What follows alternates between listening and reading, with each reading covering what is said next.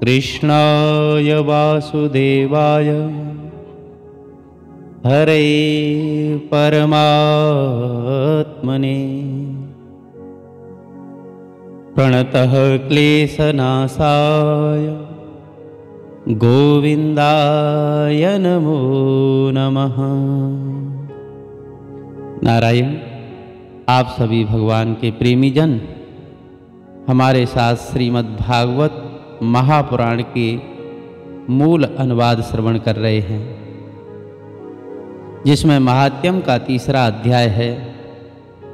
प्रसंग है कि श्री नारद जी महाराज भक्ति के कष्ट की निवृत्ति के लिए उद्योग कर रहे हैं। उनका सनकादिक महात्माओं के साथ संवाद हुआ बद्रिकावन में, और सनकादिकों ने बताया कि हे नारद जी, भक्ति ज्ञान वैराग्य की प्रसन्नता के लिए तुम श्रीमद् भागवत का पारायण करो। नारद जी कहते हैं कि अब मैं भक्ति ज्ञान वैराग्य को स्थापित करने के लिए प्रयत्न पूर्वक श्री सुखदेव जी के कहे हुए भागवत शास्त्र की कथा के द्वारा उज्ज्वल ज्ञान करूंगा। ये यज्ञ मुझे कहाँ करना चाहिए? महाराज, आप इसके लिए कोई मुझे स्थान बता दीजिए। आप लोग तो वेद के पारगामी हैं,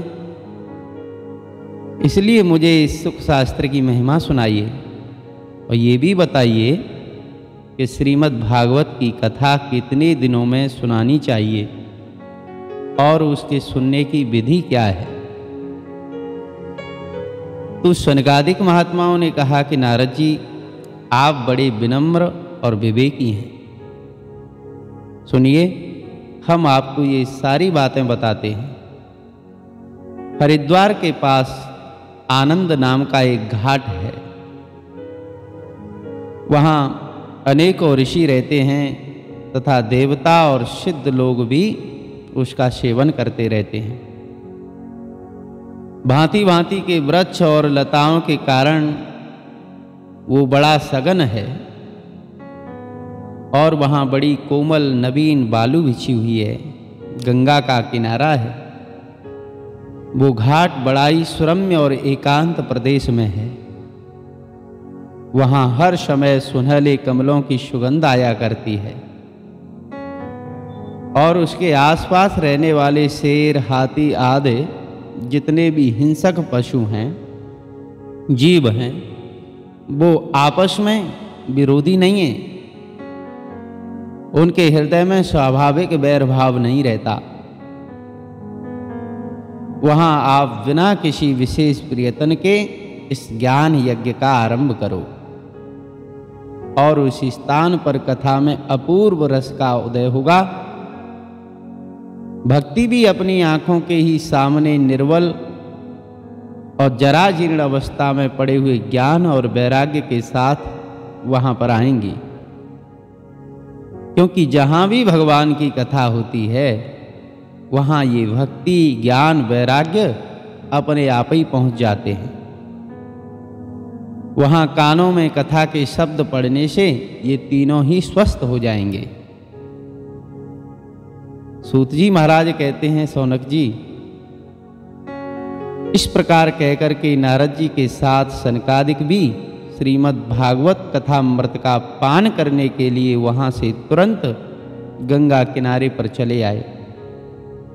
जिस समय वो किनारे पर पहुँचे तो धरती लोक, देवलोक और ब्रह्मलोक सभी जगह इस कथा का हल्ला हो गया। जो जो भगवान की कथा के रसिक हैं, भगवान विष्णु के भक्त थे, वे सभी श्रीमद् भागवत अमृत का पान करने के लिए सबसे आगे दौड़ दौड़ करके आने लगे।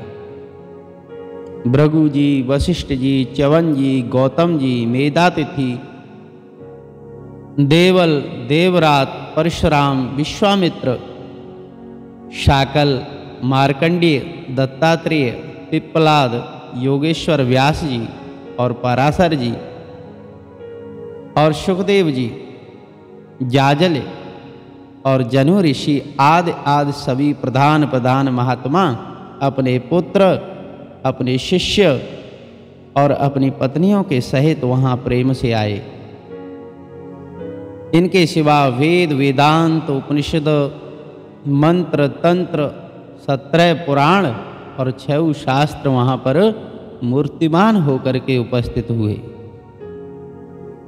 सभी ऋषि आए, सभी नदियाँ आईं, गंगा आदि नदियाँ, पुष्कर आदि सरोवर, कुरुक्षेत्र आदि समस्त तीर्थ क्षेत्र, सारी दिशाएं, दंडक आदि वन, हिमालय आदि पर्वत, देवता, गंधर्व, दानव, जो भी भगवान की कथा सुनने के प्रेमी थे, सभी कथा सुनने के लिए चले आए। जो लोग अपने गौरव के, अभिमान के कारण नहीं आए, तो उन्हें महर्षि भृगु जी समझा बुझा करके ले आए।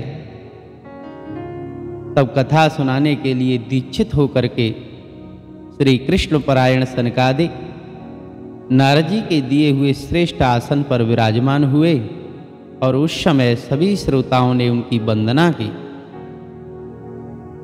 श्रोताओं में वैष्णव भी हैं, विरक्त भी हैं, सन्यासी भी हैं और ब्रह्मचारी भी हैं।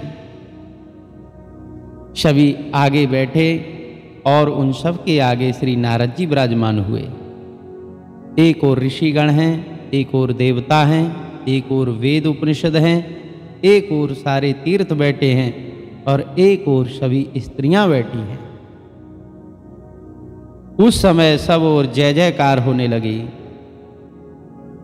घंटा और शंखों की ध्वनि होने लगी, अबीर, गुलाल, खील और फूलों की वर्षा होने लगी। कोई देव श्रेष्ठ तो विमानों पर चढ़ करके वहां बैठे हुए लोगों के ऊपर कल्प वृक्ष के फूलों की वर्षा करने लगे। सूत जी महाराज कहते हैं कि इस प्रकार पूजा समाप्त होने पर सब लोग एकाग्रचित्त हो गए। तो सनकादिक ऋषि महात्मा नारद जी को श्रीमद् भागवत जी का महात्म्य सुनाने लगे। शनकादिकों ने कहा कि अब हम आपको इस भागवत शास्त्र की महिमा सुनाते हैं नारद जी। इसके श्रवण मात्र से ही मुक्ति मिल जाती है। श्रीमद् भागवत की कथा का सदा सर्वदा सेवन और आस्वादन करना चाहिए। श्रीमद् भागवत की कथा को निरंतर श्रवण करना चाहिए। इससे श्री हरि हृदय में आकर के विराजते हैं। इस ग्रंथ में 18,000 श्लोक, 12 स्कंद तथा श्री सुखदेव जी और राजा परीक्षित के बीच का संवाद है। आप ये भागवत शास्त्र ध्यान दे करके सुने। ये जीव तभी तक अज्ञानवश इस संसार चक्र में भटकता है जब तक क्षण भर के लिए भी इसके कानों में ये कथा नहीं पड़ती। किम श्रुतैः बहुभिः शास्त्रैः पुराणैश्च ब्रह्मावैः एकम भागवतम शास्त्रम मुक्तिदानेन गर्जति। बहुत से शास्त्र और पुराण सुनने से क्या फायदा? इससे तो व्यर्थ का भ्रम और बढ़ता है। मुक्ति देने के लिए तो एकमात्र भागवत शास्त्र ही गर्जना कर रहा है। जिस घर में नित्य प्रति श्रीमद् भागवत जी की कथा होती है वो तो साक्षात तीर्थ रूप ही हो जाता है। और जो लोग उसमें रहते हैं उनके सारे पाप नष्ट हो जाते हैं। हे नारद जी, हजारों अश्वमेध और सैकड़ों वाजपेय यज्ञ इस सुख शास्त्र कथा का 16वां अंश भी नहीं हो सकते। हे तपोधनो, जब तक लोग अच्छी तरह श्रीमद् भागवत जी का श्रवण नहीं करते तभी तक उनके शरीर में पाप रहते हैं। और फल की दृष्टि से इस सुख शास्त्र कथा की क्षमता न तो गंगा से हो सकती है, न गया से, न काशी से, न पुष्कर से और न प्रयाग। कोई भी तीर्थ नहीं कर सकता। ये ऐसा ज्ञान यज्ञ है। इसको जहां हो वहीं कर सकते हो। यदि आपको परम गति की इच्छा है तो अपने मुख से ही श्रीमद् भागवत जी के आधे या चौथाई श्लोक का भी नित्य नियम पूर्वक पाठ करना चाहिए। ओंकार, गायत्री, पुरुष सूक्त और तीनों वेद और श्रीमद् भागवत, ओम नमो भगवते वासुदेवाय, ये द्वादशाक्षर मंत्र 12 मूर्ति वाले सूर्य भगवान, प्रयाग, संवत्सर रूप काल, ब्राह्मण, अग्निहोत्र, गाय और द्वादशी तिथि, तुलसी, वसंत ऋतु और भगवान पुरुषोत्तम, इन सब में बुद्धिमान लोग वस्तुतः कोई अंतर नहीं समझते। जो पुरुष अरहनिश यानी अर्थ सहित श्रीमद् भागवत शास्त्र का पाठ करता है उसके करोड़ों जन्मों का पाप नष्ट हो जाता है। इसमें किंचित मात्र भी संदेह नहीं करना चाहिए। जो पुरुष नित्य प्रति भगवान का आधा या चौथाई श्लोक भी पढ़ता है इस भागवत जी का, जो भगवत स्वरूप है, जो श्री कृष्ण स्वरूप है, उसे राजसूय और अश्वमेध यज्ञों का फल मिलता है। नित्य भागवत का पाठ करना, भगवान का चिंतन करना और तुलसी को जल देना, गाय की सेवा करना, ये चारों ही समान हैं। जो पुरुष अंत समय में श्रीमद् भागवत जी का वाक्य सुन लेता है उस पर प्रसन्न होकर के भगवान उसे बैकुंठ धाम में बुला लेते हैं। जो पुरुष इसे सोने के सिंहासन पर रख करके विष्णु भक्त को दान करता है वो अवश्य ही भगवान का सायुज्य प्राप्त करता है। जिस दुष्ट ने अपनी सारी उम्र में चित्त को एकाग्र करके श्रीमद् भागवत अमृत का थोड़ा सा भी अगर रसास्वादन नहीं किया उसने तो अपना सारा जन्म चांडाल और गधे के समान ही गंवा दिया। चांडाल वत और खरवतवत यानी गधे के समान और चांडाल के समान ही गंवा दिया। वो तो अपनी माता को प्रसव पीड़ा पहुंचाने के लिए ही पैदा हुआ। जिसने इस सुख शास्त्र के थोड़े से वचन भी नहीं सुने वो पापात्मा तो जीवन जीता हुआ ही मुर्दे के समान है। धरती के भारत स्वरूप उस पशु तुल्य मनुष्य को धिक्कार है, ऐसा स्वर्ग के देवता लोग कहते हैं। संसार में श्रीमद् भागवत जी की कथा का मिलना अवश्य ही कठिन है। कोटि जन्म समुत्थेन पुण्यैनैव तु लभ्यते। जब करोड़ों जन्मों का पुण्य उदय होता है तभी इसकी प्राप्ति होती है। हे नारद जी, आप तो बड़े ही बुद्धिमान और योग निधि हैं। आप प्रयत्न पूर्वक कथा का श्रवण कीजिए और इसे सुनने के लिए दिनों का भी कोई नियम नहीं है। दिनानां नियमो नास्ते सर्वदा श्रवणम मतम। इसे तो सर्वदा ही सुनना अच्छा होता है। इसे सत्य भाषण और ब्रह्मचर्य पालन पूर्वक सर्वदा ही सुनना श्रेष्ठ माना गया है। किंतु कलयुग में ऐसा होना कठिन है। इसलिए इसकी सुखदेव जी ने जो विशेष विधि बताई है वो भी जान लेनी चाहिए। कलयुग में बहुत दिनों तक चित्त की वृत्तियों को वश में रखना, नियमों में बांधे रखना और किसी पुण्य कार्य के लिए दीक्षित रहना बड़ा कठिन है। इसलिए सप्ताह श्रवण की विधि है और श्रद्धा पूर्वक कभी भी श्रवण करने से अथवा माघ मास में श्रवण करने से जो फल होता है वही फल श्री सुखदेव जी ने सप्ताह श्रवण में निर्धारित कर दिया। मन के असंयम, रोगों की बहुलता और आयु की अल्पता के कारण तथा कलयुग में अनेक दोषों की संभावना से ही सप्ताह श्रवण का विधान किया गया है। जो फल तप से, योग से और समाधि से भी प्राप्त नहीं हो सकता, वो सर्वांग रूप में सप्ताह श्रवण से सहज में ही मिल जाता है। सप्ताह श्रवण यज्ञ से बढ़कर है, व्रत से बढ़कर है और तप से बढ़कर है। तीर्थ सेवन से तो सदा बड़ा ही है, योग से भी बढ़कर है। यहाँ तक कि ध्यान योग और ज्ञान योग से भी बढ़कर है। अजी महाराज, इसकी विशेषता का कहाँ तक वर्णन करें, ये तो सभी से बढ़ कर के चढ़ कर के है। अब शौनक जी ने पूछा कि हे सूत जी महाराज, ये तो आपने बड़े आश्चर्य की बात बताई। अवश्य ही ये भागवत पुराण योग वेत्ता ब्रह्मा जी के भी आदि कारण श्री नारायण का निरूपण करता है, परंतु ये मोक्ष की प्राप्ति में ज्ञान आदि में सभी साधनों का तिरस्कार करके इस युग में उनसे भी कैसे ज्यादा बड़ा हो सकता है। सूत जी ने कहा, शौनक जी, जब भगवान श्री कृष्ण इस धराधाम को छोड़ करके अपने नित्य धाम को जाने लगे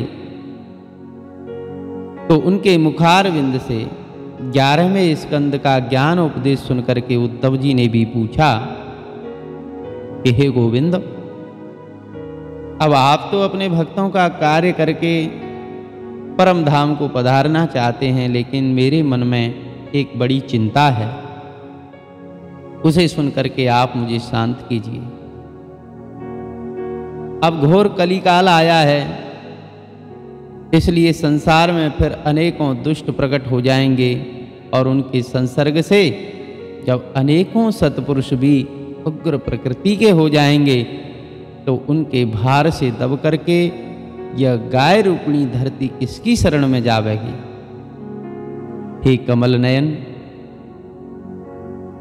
मुझे तो आपको छोड़ करके इनकी रक्षा करने वाला कोई दूसरा दिखाई नहीं दे रहा है, इसलिए भक्तवत्सल आप साधुओं पर कृपा करके यहाँ से मत जाइए।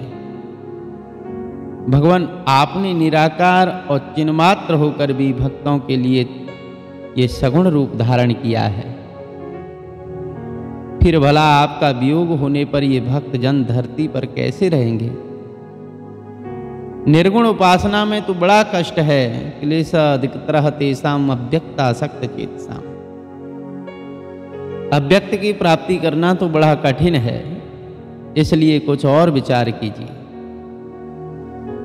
प्रवास क्षेत्र में उद्धव जी के वचन सुनकर के भगवान श्री कृष्ण सोचने लगे कि भक्तों के लिए कोई न कोई सहारा तो अवश्य होना चाहिए। श्री सूत जी महाराज कहते हैं कि शौनक जी, तो भगवान ने अपनी सारी शक्ति भागवत जी में रख दी और वे अंतर्धान होकर के इस भागवत समुद्र में प्रवेश कर गए। इसलिए ये तेनेयम वांगमयी मूर्तिः प्रत्यक्षा वर्तते हरे, ये भगवान की साक्षात वांगमयी यानी शब्दमयी मूर्ति है। इसके सेवन, श्रवण, पाठ अथवा दर्शन से ही मनुष्य के सारे पाप नष्ट हो जाते हैं और इसी से इसका सप्ताह श्रवण सबसे बढ़कर के माना गया है। और कलयुग में तो अन्य सब साधनों को छोड़कर यही प्रधान धर्म बताया गया। कलिकाल में यही ऐसा धर्म है जो दुख, दरिद्रता, दुर्भाग्य और पापों की सफाई कर देता है तथा काम, क्रोधादि शत्रुओं पर विजय प्राप्त कराता है। अन्यथा भगवान की इस माया से पीछा छुड़ाना देवताओं के लिए बड़ा कठिन है। मनुष्य तो इसे छोड़ ही कैसे सकते हैं। अतः इससे छूटने के लिए भी सप्ताह श्रवण का विधान किया गया है। सूत जी कहते हैं, शौनक जी, जिस समय सनकादिक महात्मा इस प्रकार सप्ताह श्रवण की महिमा बखान कर रहे थे तो उस सभा में एक बड़ा आश्चर्य हुआ। उसे मैं तुम्हें बताता हूं, कि वहाँ तरुण अवस्था को प्राप्त हुए अपने दोनों पुत्रों को साथ लिए विशुद्ध प्रेम रूपा भक्ति बार बार श्री कृष्ण गोविंद हरे मुरारे हे नाथ नारायण वासुदेव, श्री कृष्ण गोविंद हरे मुरारे हे नाथ नारायण वासुदेव, श्री कृष्ण गोविंद हरे मुरारे हे नाथ नारायण वासुदेव। इस प्रकार भगवान के नामों का उच्चारण करती हुई भक्ति देवी अकस्मात प्रकट हो गईं। सभी सदस्यों ने देखा कि परम सुंदरी भक्ति रानी भागवत जी के अर्थों के आभूषणों को पहने हुए वहां पधारी हैं।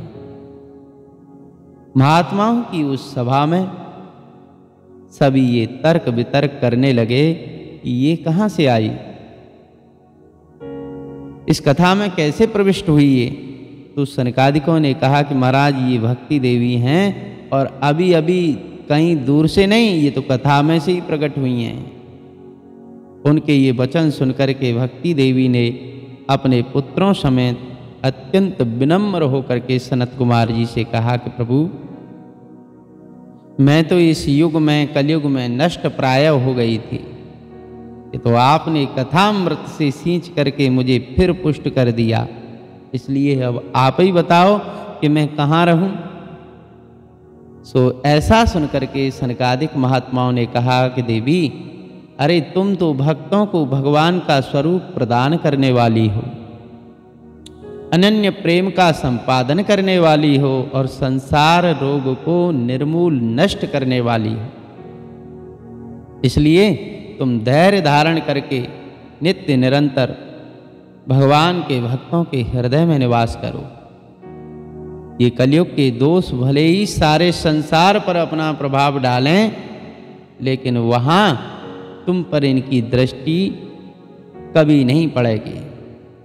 इस प्रकार सनकाद की आज्ञा पाते ही भक्ति देवी तुरंत भगवत भक्तों के हृदय में जा विराजी।